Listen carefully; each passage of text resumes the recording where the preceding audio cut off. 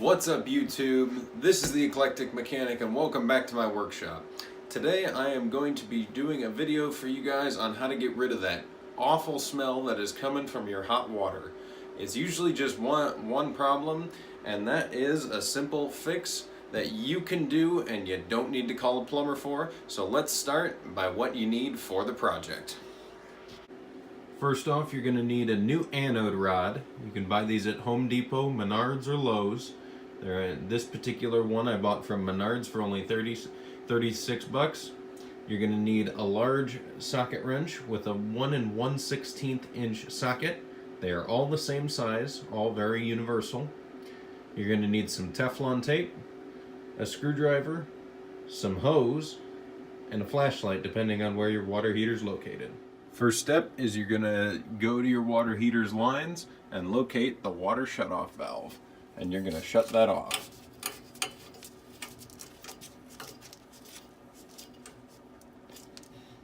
Next, you're going to run your hose from your drain spigot on your water heater to a floor drain or to the outside. And you're only going to drain about 2 gallons off the heater because that's all you need to clear the top of the anode rod so you won't get any water splashing on you. Depending on the valve on the base of your water heater, you might have a little leakage, but that's okay. Have a mop handy just in case. When draining off some of the water, you may need to open your relief valve just to let some air in after you've closed the main valve. While you let the tank drain a little bit, find the hole on the top of the water heater that says anode next to it. In this case, my heater was incorrectly labeled. It said that this hole was the anode and not that one. In fact, the anode was in the one that is open right now. Remove the cap and carve out the styrofoam that is underneath to reveal the anode head.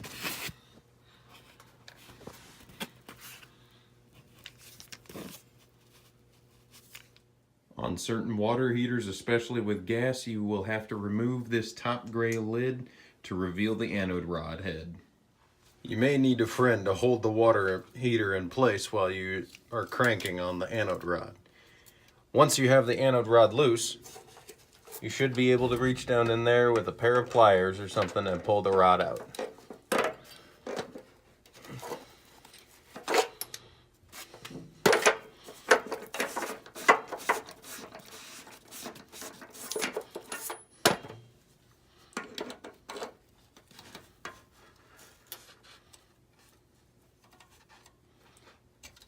Also be careful of insulation falling into your heater.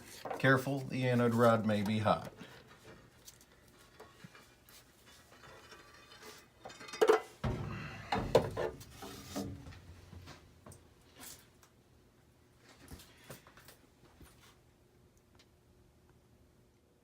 If the anode rod has a lot of crust on it, and it looks like it's been eaten away, almost like Swiss cheese, it's been doing its job correctly. With your new anode rod, hold it up against the side of the tank to make sure that it will fit. If it won't, use a hacksaw, or if it's a flexible rod like this, use a bolt cutters and you should be able to cut through that wire, no trouble. Now feed the new anode rod back into the water heater. Use a flexible rod if you are limited on space above the heater.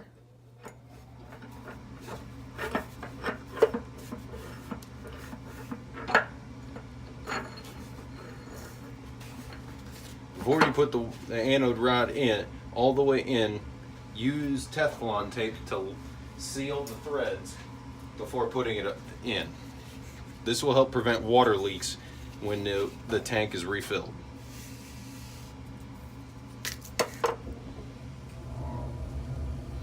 If you're using regular white Teflon tape, go around 5 or 6 times.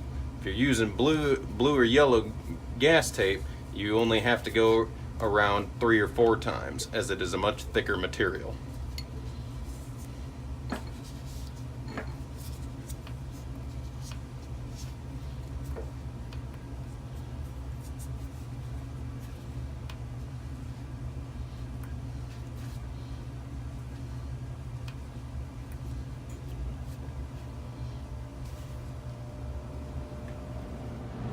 Finally lower the anode rod in and use your socket extender to begin threading it into the tank.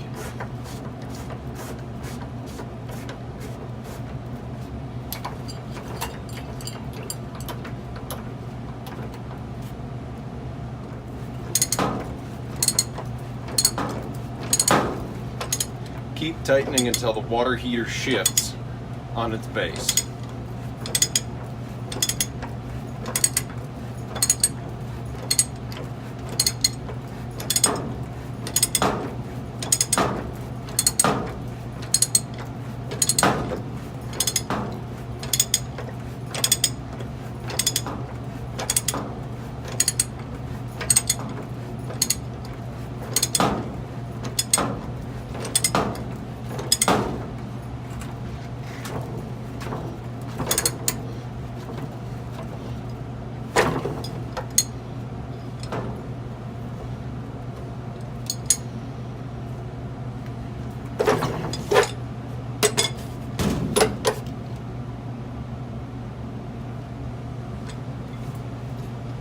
And your anode rod should be in.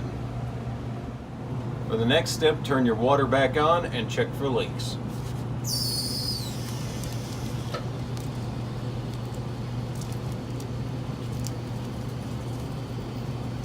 Opening a sink valve somewhere in the house to allow air to escape from the hot water tank.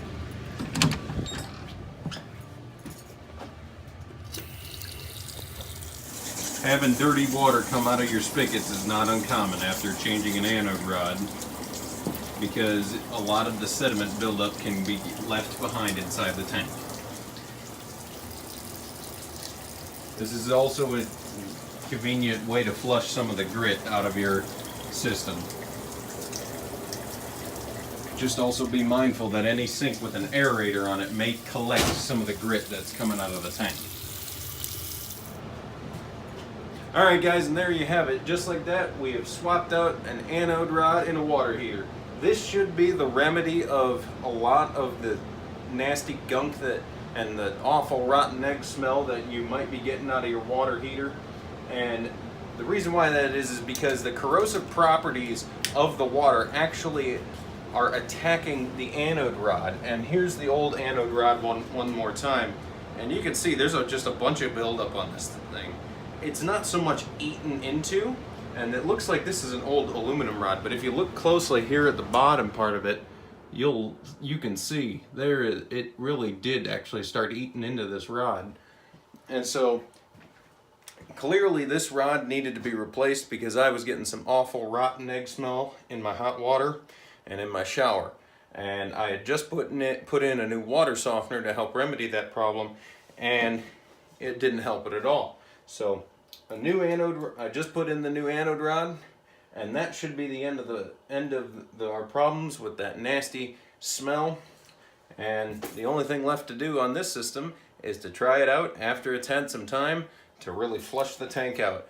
And this will be something where I'll probably just run the laundry washer empty a couple of times to just really flush the old water out and get some fresh water in.